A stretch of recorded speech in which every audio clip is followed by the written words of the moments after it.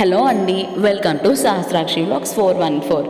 చిత్తూరు జిల్లా సోమల మండలం సోమల గ్రామంలో ఉన్న ఈ నరేపాన్ కొండ చుట్టూ గిరి ప్రదక్షిణ కానీ చేసినట్లయితే సకల శుభాలు కలుగుతాయంట. అలాగే ఈ కొండను బంగారు తిరుతుని అని కూడా పిలుస్తారట. అది ఎందుకో మనం ఈ వీడియోలో తెలుసుకుందాం. మీరు కానీ మన ఛానల్ని ఇప్పుడే కానీ చూస్తున్నట్లయితే please like, share and subscribe my channel. పూర్వం చెన్నమల్లయ్య అనే ఒక తాత ఉండేవాడట. ఆయన రోజు ఆవుల్ని ఆ కొండ మీదకి తీసుకెళ్లేవాడంట. వాటిల్లో ఒక ఆవు మాత్రం ఉదయాన్నే కనిపించేదంట, అలాగే మళ్ళీ తిరిగి ఇంటికి తీసుకొచ్చేటప్పుడు కనిపించేదంట. ఈ మిగతా సమయం అంతా కూడా ఆవు కనిపించేది కాదంట.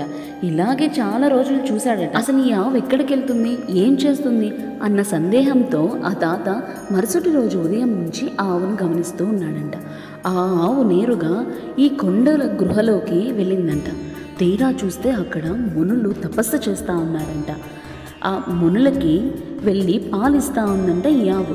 కానీ ఇందులో ఆశ్చర్యం ఏంటంటే ఆ ఆవు ఎన్ని సంవత్సరాల నుంచి ఆయన దగ్గర ఉన్నా కూడా ఒక్కసారి కూడా గర్భం దాల్చలేదంట.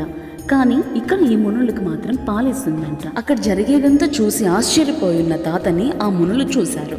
వెంటనే తాత నాలుక మీద బీజాక్షరం వేశారంట. అంటే దాని అర్థం వైద్యం. అలాగే తాత ఎవ్వరు ఏమనుకుంటున్నా తెలుసుకోగలగా శక్తిని వాళ్ళు ప్రసాదించారు. అలాగే ఇంకొక శాపం కూడా పెట్టారంటండి.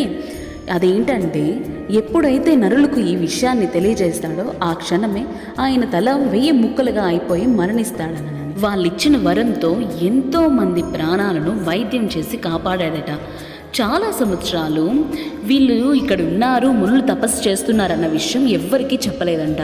కానీ ఆ తాత చివరి రోజుల్లో ఒకటి అనుకున్నాడంట, ఇంత గొప్ప మునులు అలాగే పుణ్యక్షేత్రం ఇక్కడ ఉంది, ఇది అందరికీ తెలియాలి అన్న ఉద్దేశంతో ఆయన మరణించే ముందుగా అందరికీ చెప్పాడట. ఆ తాత మరణించినప్పటి నుంచి ఈ రోజు కూడా కొండ కింద ఉండే గ్రామస్తులు ఆ తాతకు ఒక గుడిని కట్టి పూజలు చేస్తూ అలాగే జాతరలు చేస్తూ ఉన్నారు. ఆ తాత బతికి ఉన్నంత కాలం ప్రతిరోజు ఆ ఆవుతోటి ఆ గృహలోకి వెళ్ళి ఆ మునుల్ని కలిసేసి వచ్చేవాడట. ఎప్పుడైతే ఆ తాత మరణించాడో మరుక్షణమే ఆ గృహ యొక్క ద్వారం మూతబడిపోయిందంట. కాకపోతే కొండ చుట్టూ ఉన్న పొలాలలో వ్యవసాయం చేసుకునే ప్రజలకు ప్రతి శుక్రవారం 12 గంటలకి మధ్యాహ్నం ఆ కొండ నుంచి గంటలు సౌండ్స్ వినిపిస్తాయంట.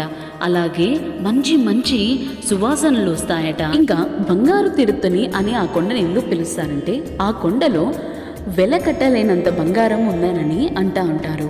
ఆ బంగారాన్ని ముట్టుకోవడం కాదు కదా, చూడడానికి కూడా సాహసం చేయరంట ఇక్కడ వాళ్ళు.